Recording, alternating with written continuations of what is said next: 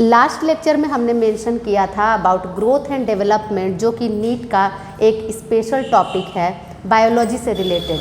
Chapter 16 lecture 1 हो चुका है, लेक्चर 2 आज मैं देने जा रही हूँ। प्लांट ग्रोथ एंड डेवलपमेंट में हमने लास्ट क्लास में क्या क्या किया था वो पहले रिवाइज एक बार कर लेते हैं। सबसे पहले हमने पढ़ा था अबाउट ग्रोथ क्या होता है एंड डेवलपमेंट क्या होता है। उसके बाद हमने उसके बारे में और भी चर्चा की थी कि प्लांट ग्रोथ किस तरह से होता है, किन कंडीशंस में होता है, ये सब थिंग्स हम लोग पढ़ चुके थे लास्ट क्लास में। फेजेस ऑफ ग्रोथ तक हम लोगों ने लास्ट किया था। आज हम लोग करेंगे प्लांट ग्रोथ के बारे में कुछ और नया टॉपिक जो कि रिलेटेड है प्लांट ग्रोथ के और भी आगे के टॉपिक से, जो कि क्या है, growth rate. The next topic is growth rate. Growth rate exactly अगर हम लोग ग्रोथ रेट के बारे में बात करें तो वो क्या है? Growth rate is the rate of growth per unit of time. ठीक है, प्लांट्स में जो ग्रोथ का रेट हो रहा है वो पर यूनिट ऑफ टाइम किस तरह से हो रहा है उसे ही हम ग्रोथ रेट कहते हैं। ये ग्रोथ रेट भी प्लांट्स में दो तरह का होता है। एक होता है arithmetic growth rate, arithmetic growth rate, and the next one is geometric growth rate.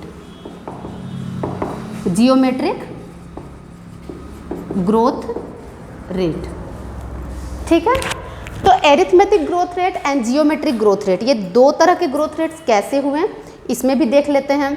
Arithmetic growth rate is the growth rate in which all the cells are not dividing in nature. ठीक है, अगर एक cell इसमें divide होता है तो वो अगर दो भागों में बढ़ता है तो उसका एक सेल डिफ्रेंशिएट होकर के फिक्स हो जाता है और दूसरा सेल फिर से डिवाइड होता है। ये नेचर इनका हर एक स्टेप में चलता रहता है, just like that. See that this is a cell which is divided. This is divided in two cells, that is this one. एक ये सेल बना, एक ये सेल बना, जिसमें से सिर्फ एक ने डिवीजन किया, बाकी दूसरा फिक्स हो गया। दिस इज फिक्स, जो कि डिफ्रेंशिएट हो गया। अब ये सेल फिर से डिवीजन करेगा तो इसका भी दो पार्ट्स बनेगा, इसमें भी ये सेल फिक्स हो जाएगा, मतलब डिफ्रेंशिएट हो जाएगा, और ये सेल फिर से डिवाइड करता रहेगा। तो ये क्रम इसका चलता रहेगा। This is called arithmetic growth, मतलब कि एक फिक्स प्रोपोर्शन से ये चलता जा रहा है ग्रोथ इसका। ठीक है, इसका जो कर्व बनता है वो कर्व एकदम स्ट्रेट लाइन का कर्व बनता है। जब भी बनता है तो स्ट्रेट लाइन कर्व इसका बनता है। इससे रिलेटेड और कुछ भी क्वेश्चन नीट में नहीं पूछा जाता है। हाँ, एक और टर्म है इसमें कि इसका एग्जाम्पल आप बताइए, तो इसका एग्जाम्पल है स्टेम एंड रूट इलोंगेशन। ठीक है, stem and root elongation continuously होता रहता है, एक फिक्स ग्रोथ रेट से वो होता रहता है। That is called arithmetic growth rate. The next one is geometric growth rate. The geometric growth rate क्या है वो भी देख लेते हैं हम लोग। ज्योमेट्रिक ग्रोथ रेट है कि एक सेल अगर दो सेल्स में डिवाइड हो रहा है तो उसका दोनों का दोनों सेल फिर से डिवाइड होगा, मतलब कि वो कंटिन्यूअसली डिवाइड होता रहेगा। That is the way. See that this is a cell, this is divided into daughter cells, these are the two daughter cells. After that these two daughter cells are again divided in four daughter cells, 1 2 3 4, all are dividing in nature. No one is fixed in nature, so no one is differentiated in that category. तो geometric growth rate जब भी होता है तो कोई भी cell fix और differentiated नहीं होता है, और इसका रेट हमेशा, इसका जो ग्राफ बनता है वो हमेशा सिग्मोइड ग्राफ बनता है। That is the graph to show the growth geometric growth rate. This is this one. Okay, इसको क्या कहा जाता है? इसको कहा जाता है सिग्मोइड कर्व। ठीक है।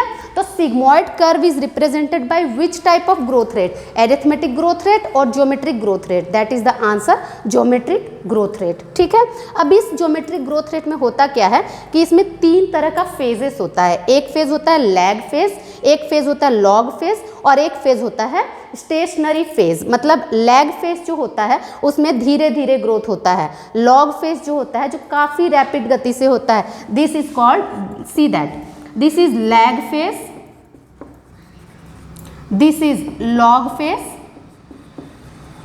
and this is the last one stationary phase।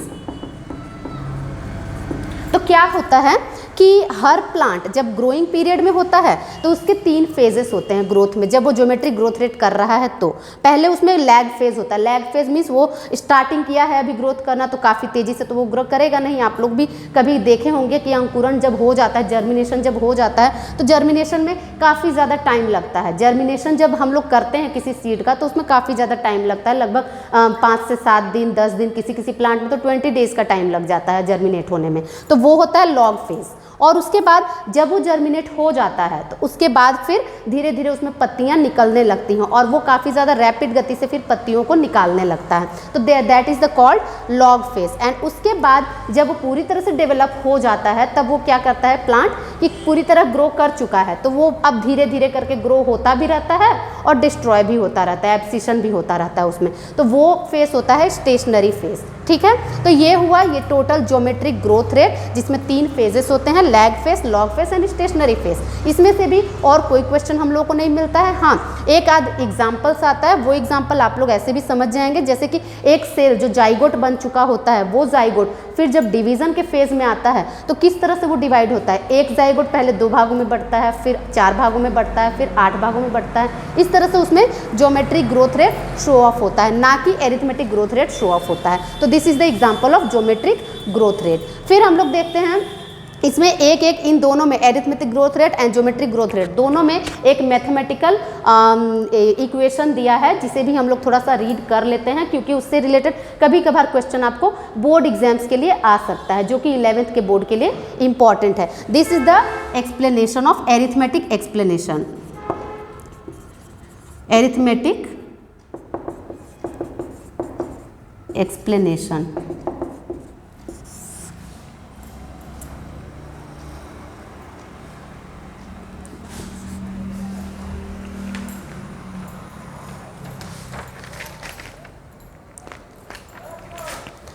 LT equal to L0 plus RT, ये है एरिथमेटिक ग्रोथ रेट के लिए। इसके बाद है एक ज्योमेट्रिक ग्रोथ रेट के लिए, वो उतना ज़्यादा इंपॉर्टेंट है नहीं, इतना ही इसके लिए काफ़ी है ग्रोथ रेट का topic.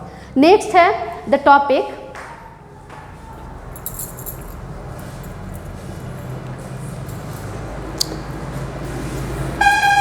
Differentiation, dedifferentiation and रीडिफरेंशिएशन। वो क्या होता है, कई लोगों के लिए ये डाउटफुल थिंग्स हैं कि डिफरेंशिएशन, डी डिफरेंशिएशन, रीडिफरेंशिएशन ये सब होता क्या है। See that differentiation,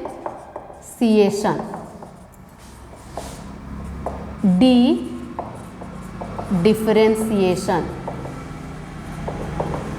and the third one is re-differentiation। 3 terms हमारे पास हैं, तीनों टर्म्स एक दूसरे से रिलेटेड हैं। वो कैसे, सो देखिए, डिफरेंशिएशन है ऐसा फेस जिसमें कि प्लांट डिफरेंट हो चुका है, अब उसको कोई और डिवीज़न की ज़रूरत नहीं है। मतलब वो जो इस फर्स्ट स्टेज में था मेरिस्टेमेटिक स्टेज में, वो उससे अब एक स्पेशल स्टेज ले चुका है, स्पेसिफिक स्टेज वो ले चुका है, अब उसको डिवाइड होने की ज़रूरत नहीं है। ठीक है, इसे हम कहते हैं डिफरेंशिएशन। इसके बाद डिफरेंशिएशन के बाद प्रोसेस होता है dedifferentiation. According to the situations, जब ज़रूरत पड़ता है प्लांट को कि डिफरेंशिएट पार्ट को भी वो फिर से डिवीज़न के मोड में ले आए, तब उसे हम लोग कहते हैं डी डिफरेंशिएशन। मतलब कि एक पार्ट जो डिफरेंशिएट हो चुका था वो फिर से डिवाइडिंग होना स्टार्ट हो जाता है, तो ये हो जाता है डी डिफरेंशिएशन। इसके बाद क्या होता है कि जब डी डिफरेंशिएशन हो चुका, मतलब कि वो कौन से फेज में आ चुका, बता सकते हैं आप लोग। डी डिफ्रेंसिएशन मतलब वो कौन से फेज में आ गया, वो आ गया फिर से मेरिस्टेमेटिक फेज में, मतलब डिवाइड होने के फेज में वो आ चुका है। अब क्या होगा कि जब जरूरत पड़ा प्लांट को, तो जैसे ही सिचुएशन उसके अंडर कंट्रोल आ गया, अब वो क्या करेगा कि रीडिफ्रेंशिएट हो जाएगा, मतलब फिर से वो एक फिक्स शेप ले लेगा। अब उसको जरूरत नहीं है फिर से डिवाइड होने की, ठीक है।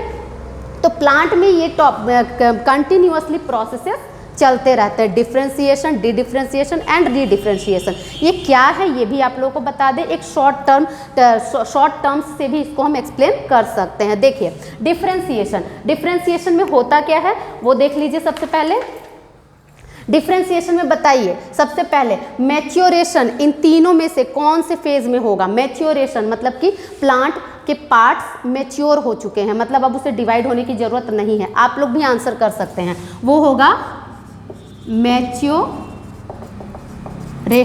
डिफरेंशिएशन वाले फेज में होगा, क्योंकि ये मैच्योर हो जाता है तभी तो फिक्स होता है ना। तो यही फेज आपका फिर से कहाँ पर आएगा, यही फेज हमारा फिर से आएगा रीडिफरेंशिएशन में, यानी कि मैच्योरेशन आ जाएगा इसमें।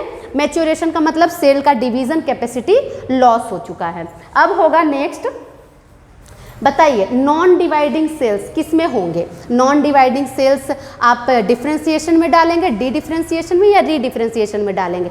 सिंपल सा आंसर है, non dividing cells are placed in the differentiation में। Non dividing cells, non dividing cells, ठीक है। नेक्स्ट है द टॉपिक। अच्छा, इसी के अकॉर्डिंग हम लोग क्या कह सकते हैं कि डी डिफरेंशिएशन में मैच्योरिटी लॉस्ट हो जाता है, मतलब इसमें हम लोग क्या प्लेस कर सकते हैं, मैच्योरिटी लॉस्ट, मतलब कि हम लोग डाउन एरो इसमें डाल सकते हैं, इसमें हम लोग अप एरो डाल सकते हैं, इसमें हम लोग अप एरो डाल सकते हैं, ठीक है। नेक्स्टली इसमें नॉन डिवाइडिंग सेल्स है, इसमें नॉन डिवाइडिंग सेल्स है, तो इसमें कौन सा सेल्स होगा, डी डिफरेंशिएशन, मतलब फिर से डिवीजन होना स्टार्ट हो चुका है, मतलब इसमें कौन सा सेल्स आएगा, इसमें आ जाएगा डिवाइडिंग सेल्स, ठीक है, डिवाइडिंग सेल्स। नेक्स्ट है स्पेशलाइज्ड सेल्स किस में फॉर्म होंगे, स्पेशलाइज्ड सेल्स फॉर्म होंगे डी डिफरेंशिएशन में।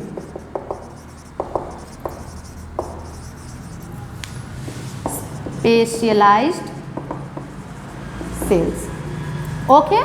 तो that is the answer about differentiation, dedifferentiation and redifferentiation. क्या है कि एक प्लांट के एक पार्ट अगर फिक्स हो जाते हैं, डिवीजन का कैपेसिटी खो देते हैं, मैच्योर्ड स्टेज में आ जाते हैं, तब उसे हम लोग कहते हैं, उस प्रोसेस को हम लोग कहते हैं डिफरेंशिएशन। डिफरेंशिएशन हो गया, मान लेते हैं हम लोग एक मेरिस्टेमेटिक सेल को लेते हैं, वो मेरिस्टेमेटिक सेल डिफरेंशिएट हो चुका है, मतलब वो एक जाइलम बना चुका है, जाइलम फ्लोएम वगैरह जो हम लोग सेल्स पढ़े हुए हैं कि जो फिक्स सेल हो जाते हैं, मतलब कि कॉम्प्लेक्स टिश्यूज बन जाते हैं, वो सेल्स तो डिवाइडिंग इन नेचर नहीं होते हैं। तो यहाँ हम लोग डाल सकते हैं प्राइमरी जाइलम एंड फ्लोएम, या इसमें हम लोग और भी थिंग्स डाल सकते हैं जो हम लोग पढ़े थे, पेरेन्काइमा टिश्यू, जो कि सबसे पहले बनता है पेरेन्काइमा टिश्यू। तो क्या बोलेंगे हम लोग, parenchyma tissue,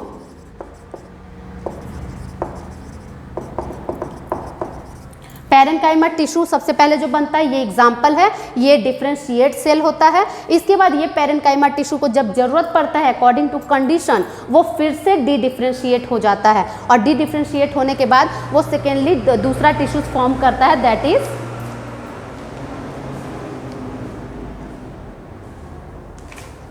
cork cambium hypodermis, cork cambium hypodermis, ठीक है।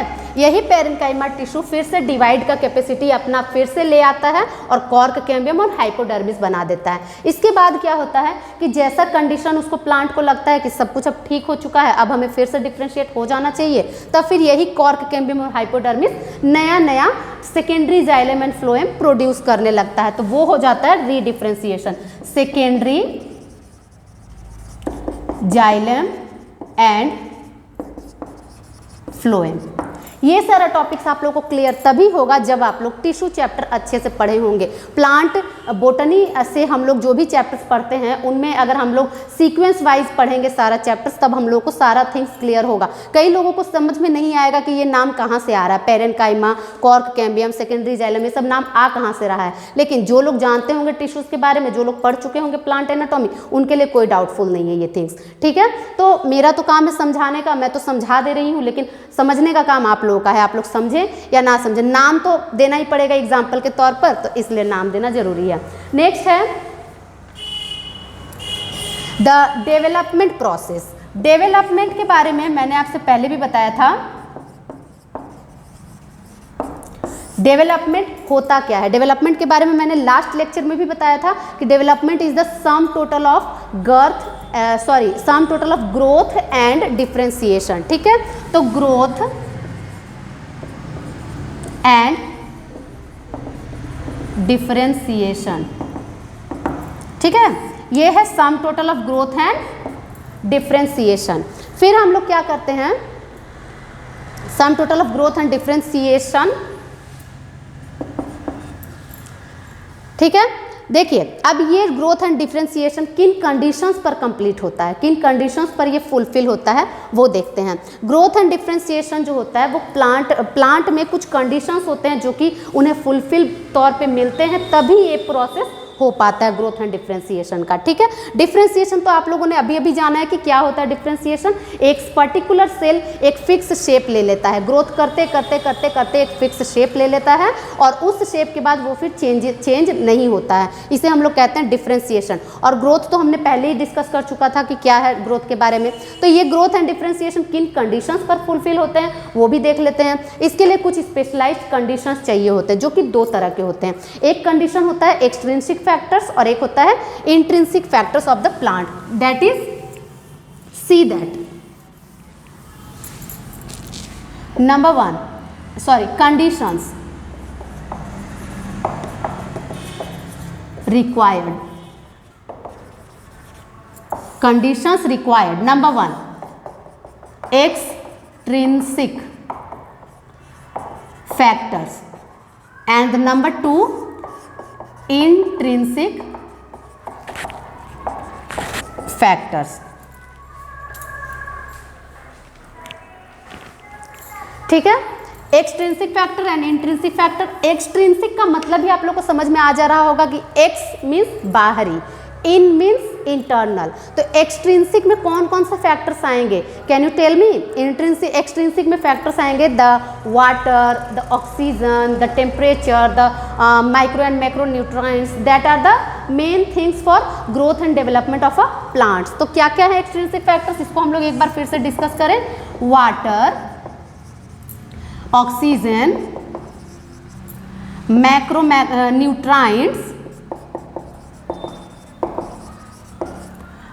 Light, water, oxygen, nutrients, light and temperature,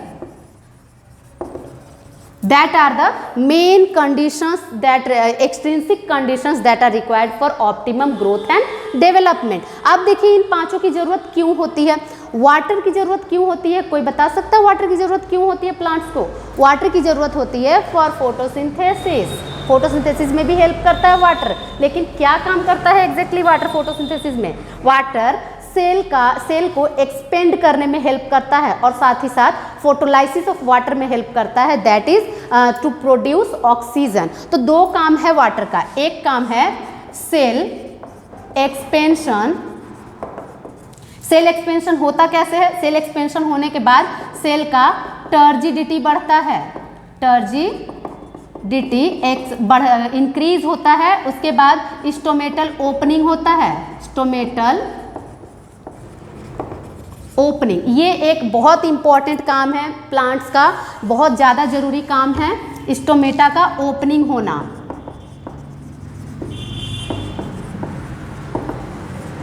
ठीक है, स्टोमेटा का ओपनिंग होगा तभी तो इसका आगे का काम सारा प्रोसेस कंप्लीट होगा।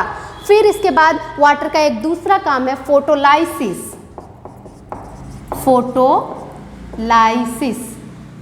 फोटोलाइसिस से क्या होता है, for obtaining oxygen for obtaining oxygen. Oxygen कहाँ से ऑब्टेन होता है? कई बार क्वेश्चंस आता है कि फोटोसिंथेसिस जो प्रोसेस होता है उसमें ऑक्सीजन कहाँ से ऑब्टेन होता है? तो ऑक्सीजन किससे ऑब्टेन होता है? वाटर से ऑब्टेन होता है, ठीक है। वाटर का ही फोटोलाइसिस होता है, उसके बाद ऑक्सीजन बनता है। अब ये ऑक्सीजन भी तो जरूरी है ना प्लांट्स के लिए। ये ऑक्सीजन की जरूरत क्यों है प्लांट को? सबको ही जानते हैं ऑक्सीजन की जरूरत क्यों होती है। For releasing energy, for aerobic respiration, aerobic respiration. फिर हम लोग बोलेंगे न्यूट्राइंट्स की जरूरत क्यों है? तो न्यूट्राइंट्स की जरूरत हमें क्यों होती है? न्यूट्राइंट्स की जरूरत हमें होती है फॉर आवर बॉडी ग्रोथ। न्यूट्राइंट हम लोग हर तरह के खाते हैं, सब लोग जानते हैं, कार्बोहाइड्रेट प्रोटीन्स वगैरह हम लोग खाते हैं, उनमें आखिर न्यूट्राइंट्स होते हैं ना, एसेंशियल एलिमेंट्स होते हैं ना। वो एसेंशियल एलिमेंट्स प्लांट्स को भी तो जरूरी हैं। तो प्लांट्स को भी अपने ग्रोथ के लिए, अपने एनर्जी यील्डिंग के लिए न्यूट्राइंट्स की जरूरत होती है, जो कि दो तरह के होते हैं, मैक्रो न्यूट्राइंट एंड माइक्रो न्यूट्राइंट्स। दोनों के ही बारे में हम लोग मतलब पुराने चैप्टर्स में आप लोग पढ़ चुके होंगे, मैक्रो एंड माइक्रो न्यूट्राइंट्स के बारे में। मैक्रो न्यूट्राइंट्स बहुत ज़्यादा मात्रा में जरूरी होते हैं और माइक्रो न्यूट्राइंट्स बहुत कम मात्रा में, दैट इज 0.1 mm के करीब जरूरी रहते हैं प्लांट्स को। फिर है न्यूट्राइंट्स तो हो गया हमारा। अब लाइट, ऑप्टिमम लाइट भी तो जरूरी है। लाइट नहीं होगा तो फोटोसिंथेसिस कैसे होगा, ग्रोथ कैसे होगा प्लांट का। फिर है टेम्परेचर, टेम्परेचर भी ऑप्टिमम जरूरत रहता है प्लांट्स को फॉर इट्स ऑप्टिमम ग्रोथ। क्या है टेम्परेचर?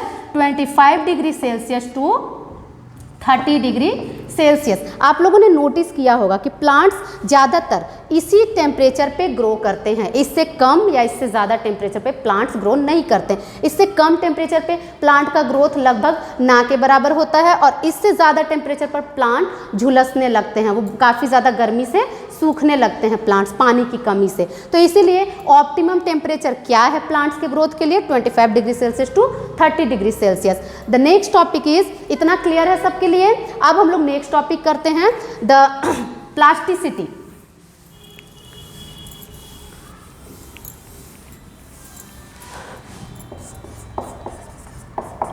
प्लास्टिसिटी, प्लास्टिसिटी क्या है? प्लास्टिसिटी भी रिलेटेड टर्म है डेवलपमेंट से। क्या होता है प्लास्टिसिटी? कि according to the environmental conditions और according to the intrinsic conditions. अच्छा, प्लास्टिसिटी से पहले हमने वो तो किया ही नहीं, इंट्रिंसिक फैक्टर तो किया ही नहीं। इंट्रिंसिक फैक्टर्स, इंट्रिंसिक फैक्टर्स क्या हैं? इंट्रिंसिक फैक्टर्स हैं वो फैक्टर्स जो इंटरनली प्लांट्स को ग्रोथ देते हैं। वो फैक्टर्स जो इंटरनली ग्रोथ देते हैं वो कौन से फैक्टर्स हैं?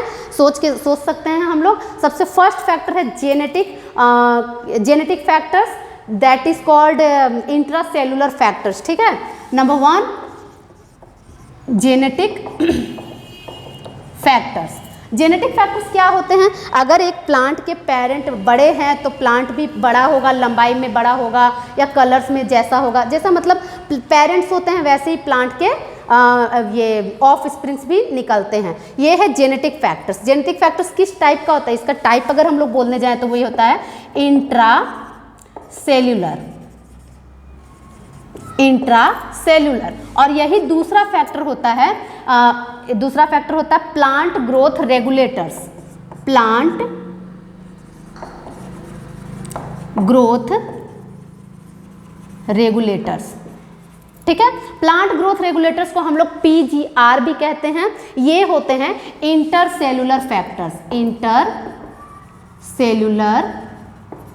फैक्टर्स, ठीक है। प्लांट ग्रोथ रेगुलेटर्स में इसमें बहुत सारे टर्म्स आएंगे जो कि हम अपने नेक्स्ट क्लास में आप लोगों को डिस्कस करेंगे। इसके बारे में काफ़ी अच्छे से इसकी पढ़ाई हमें करनी है, क्योंकि सबसे ज़्यादा worst important topic of this chapter is plant hormones, that are called phyto hormones, जो कि हम लोग अपने नेक्स्ट लेक्चर में कंप्लीट करेंगे। अभी के लिए हमारा एक प्लास्टिसिटी टॉपिक बचा हुआ है, प्लास्टिसिटी। क्या है ये प्लास्टिसिटी? प्लास्टिसिटी से रिलेटेड कई क्वेश्चंस आते हैं। प्लास्टिसिटी से रिलेटेड, ठीक है, प्लास्टिसिटी। तो प्लास्टिसिटी के बारे में हम लोग क्या पढ़ेंगे? दैट इज,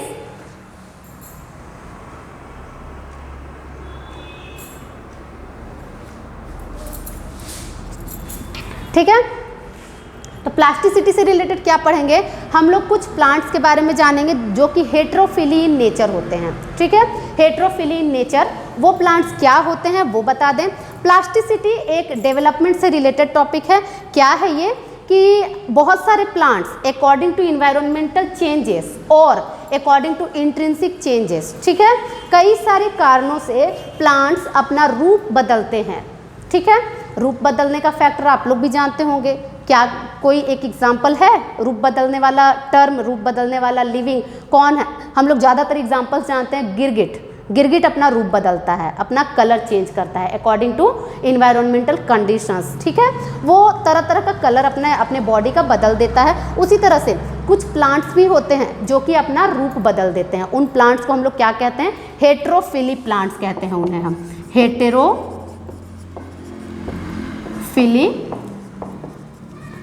प्लांट, ठीक है।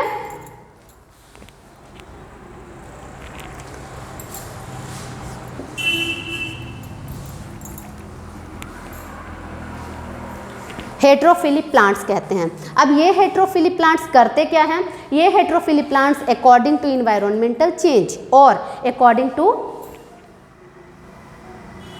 फेजेस ऑफ लाइफ, ठीक है। फेजेस ऑफ लाइफ मीन्स आप लोग पहले से पढ़ चुके हैं फेजेस ऑफ लाइफ क्या होता है। इनका एलोंगेशन फेज होता है, मैच्योरेशन फेज होता है, अलग अलग फेज होता है। तो अकॉर्डिंग टू इन्वायरमेंटल चेंज और फेजेस ऑफ लाइफ ये अपना रूप चेंज करते हैं, ठीक है। आप लोगों ने एक मोस्ट कॉमन एग्जाम्पल देखा होगा, धनिया की पत्तियाँ, ठीक है, कोरिएंडर लीफ। कोरिएंडर लीफ क्या होता है? कोरिएंडर लीफ सब लोग जानते हैं, सब लोगों के घरों में आता है। क्या होता है कि वो कई बार आपको अलग अलग रूप में दिखाई देते हैं पत्तियाँ उनकी। कई पत्तियाँ उनकी इस तरह की रहती हैं, एक डंठल में ओनली 1 पत्तियाँ इस तरह से लगी रहती हैं। कई पत्तियाँ होती है कि एक ही डंठल में आपको एक और लगा हुआ है, इस तरह से, इस तरह से, इस तरह से दिखेगा आपको कोरिएंडर लीफ, ठीक है।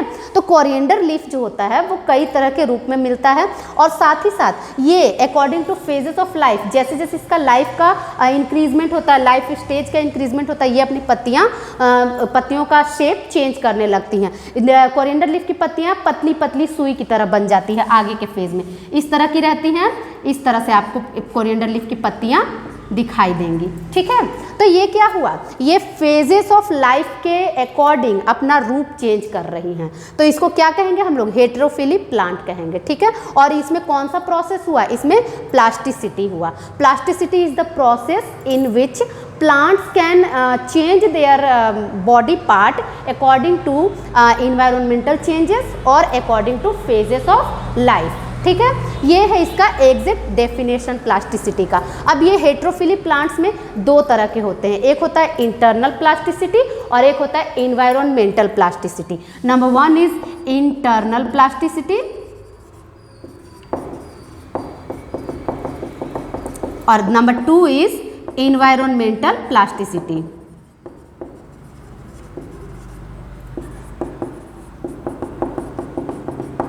नाम से ही समझ में आ जा रहा है। इंटरनल प्लास्टिसिटी मतलब कि अकॉर्डिंग टू ये stages of life, stages of life जैसे जैसे चेंज होता है वैसे वैसे वो अपना रूप चेंज करने लगते हैं। Just for example coriander leaf and cotton leaf, ठीक है। इसका हम लोग एग्जांपल्स लर्न करते हैं। इंटरनल प्लास्टिसिटी के लिए cotton leaf and coriander leaf, ठीक है। और यही इन्वायरमेंटल प्लास्टिसिटी के लिए अगर इन्वायरमेंटल चेंज हम लोग दें किसी प्लांट को, जैसे कि कोई प्लांट लैंड पर है वो पानी में चला जाए या पानी में है वो लैंड पर आ जाए, ऐसा अगर चेंजेस हम लोग दें तो भी उसमें कुछ रूप बदलाव हो जाता है, उसका स्ट्रक्चर चेंज हो जाता है। जस्ट फॉर एग्जांपल एक प्लांट है जिसमें इन्वायरमेंटल प्लास्टिसिटी दिखाई देता है, that is butter cup, butter cup. So that is the all over growth and development process. Growth and development process हमारा खत्म हो चुका है। अब हमारा नेक्स्ट टॉपिक है प्लांट ग्रोथ रेगुलेटर्स, वो हम लोग नेक्स्ट लेक्चर में कंप्लीट करेंगे अबाउट प्लांट ग्रोथ रेगुलेटर्स। अगर आप लोगों को पसंद आया हो तो इसे लाइक जरूर कीजिएगा और कमेंट में जरूर लिखिएगा कि आगे का टॉपिक पढ़ना है। Okay, thank you.